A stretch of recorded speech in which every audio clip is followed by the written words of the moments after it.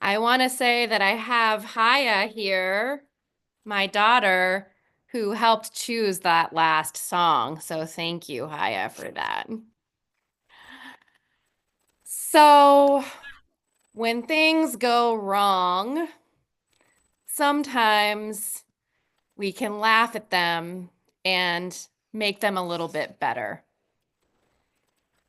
For example, the debacle of my honeymoon, which was many things gone wrong, but a time when my then husband and I began to say to one another, after things go wrong, this is going to make a really good story. So let me tell you about it. So 16 years ago, my then husband William and I, Haya's father, took our honeymoon off the Pacific coast of Northern California in the Redwoods, and we had such an incredible time. And by incredible, I mean to say that our trip was full of glorious beauty and memorable mishaps. It began actually before the vacation, and it was right around this time of year in preparation for the trip. I had some work done on my car and I was also simultaneously preparing my taxes. So it was time for an oil change, and I entrusted the care of my silver Honda Civic to Grandma's Garage in Berkeley. I loved that it was woman owned and notably mentioned on NPR's Car Talk. And so I was sure they were going to do nothing wrong. I was surprised when my technician was a young man, but Grandma Nancy can't fix all the cars, so I accepted my fate of not meeting the authentic grandma of Grandma's Garage. And the young man who helped me told me it was time for a new timing belt.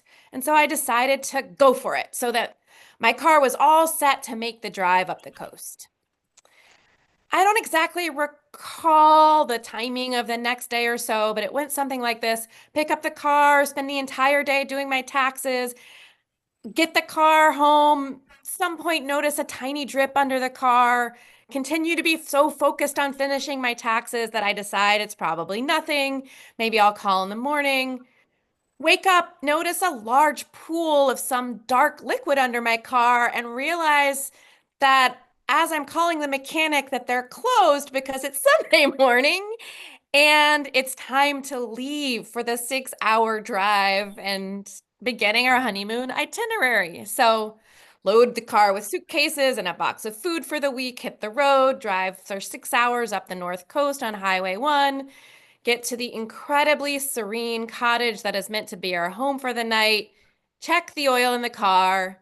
It's all gone. There's nothing left. Call other mechanics. It's still Sunday. Everywhere's closed. And get some much needed rest and make a plan for the next day. Um, perilously drive to a mechanic in the cute town where I was terrified that I was killing my car. Get my car there magically without harm. And instead of doing the horseback riding on the beach that morning, as we were planning to do, walk around downtown in the rain, mind you. Um, and sorry, never get a phone call during my sermon, but there you go. We were supposed to get that today. Walk around downtown in the rain, looking at bookstores, drinking milkshakes in a local coffee shop, and hear back from the mechanic that everything's fine. It was just that the seal was overlapped on the oil tank. If you all know how cars work, you know what happened. The oil was flooding out of the tank as we were driving. Nothing is damaged, and they've fixed the car. During our wait, while William browsed the bookstore, actually, it's his very favorite thing to do, so it was probably all fine. I called my dad, actually, which was so embarrassing to call one's father on your honeymoon, but he was the person that I needed to speak to. Not only because I talked with him about anything car related, but because he was a sure ticket for my emotional support. And I needed to tell him about our debacle because I'd been trying to do everything right. I'd taken in the car and even paid for the timing belt replacement. And I did everything I was supposed to do and I worked hard and I finished my taxes and I planned the food and I did the itinerary and nothing was happening as planned. I was wandering around in the rain with my whole day altered, and Dad listened and listened to me as I talked to him, wandering the streets under my umbrella, and I could hear him nodding along. And then he said something to me that made me laugh. And he said, "Well," and this is gendered because of his Southern Baptist upbringing, so I'll just tell you the Southern quote like it is, right? Well, you know what they say, when man makes a plan, God laughs. Or when humans make plans, the goddess laughs, or however you'd like to reinterpret that. But something about him saying that to me didn't feel patronizing or undermining at all. It was exactly what I needed to hear. It took the sting of all of my difficulties away. Whether or not you're a theist, it's true that we as humans have such little control over the whole of our lives. There's so many moving parts. Bad things happen to good people all the time. Challenges arise when we least expect them. We can plan for everything, and even the best laid plans fall apart. And sometimes the gods are giggling at us, I think, thinking that our pursuit of perfection will amount to some perfect dream in the future, but it doesn't always work like that.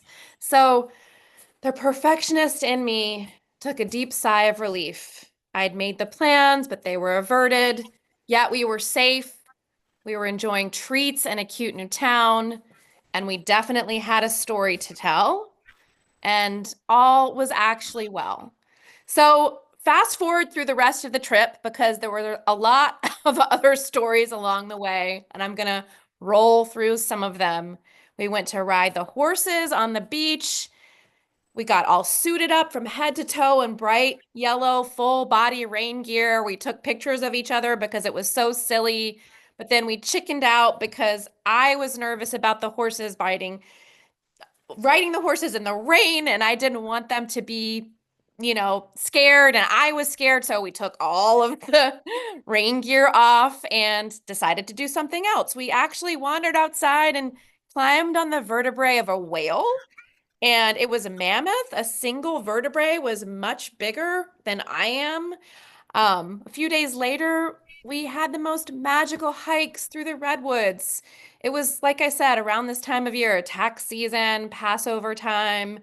We enjoyed a walking Passover Seder and ate huge, large green and purple sorrel. If you've seen those sorrel in the redwoods with the green on top and the purple underneath the leaves as part of our Seder meal. And we enjoyed views of the Pacific Ocean from Highway 1, and we scrambled down cliffs and gathered agate from deserted beaches and kept taking silly photos of each other all along the way. Um, Using real cameras, actually. We didn't have smartphones or GPS. And in the background of one of those photos that we still have, you can see me smiling really brightly and the ocean's behind me. And there's kind of like blue sky where I would be seeing in front of me, but behind me, there's a huge dark cloud. And I don't know. I have no idea what's going on. And after we took that photo, we're hiking through the forest, and suddenly, maybe like after a mile or so, it begins to rain. And then suddenly, hail. And seemingly out of nowhere, we're in a hailstorm. It's pelting us, it's hurting our bodies. We're running into the trees, we're hiding and crouching down low, and we are eyes wide, laughing hysterically at how silly each other looks, hiding under the trees, passing the camera back and forth, taking pictures of each other, and poking fun at this completely ridiculous situation that we found ourselves in. And then eventually tore down the trail through the mud puddles until we got back to the car. And if I were to tell you that it was completely fun the entire time, I would be lying. I was anxious. It was scary running down the trail. I thought, oh no, our car that we just took care of is now getting pelted with hail. What's happening? But we were okay. And we had the pictures afterwards. And we also had a story to tell to the little shop owners in town who, after we went to one shop and got to the second shop, we realized had been talking about us behind our backs because the second shop owner knew who we were before we even got there. And we're like, oh, you were the honeymooners that were caught in the hailstorm. The shop owner from next door already told me about you. I guess that's the way it is in small town Northern California. So, the point of this story and the point of the story that Priscilla shared is that sometimes difficulties can bring us together, or maybe that's not quite it. Perspective can be a balm or a buoy during difficult times. Laughing at our challenges can bring levity and can be that rudder or that life jacket that carries us through. And helping my daughter laugh at a stressful morning, running late at school, always gets there a little bit earlier and easier, for example, or laughing at any of other life storms. It can be a gift. Perspective changes much. Perfection is one of life's greatest enemies.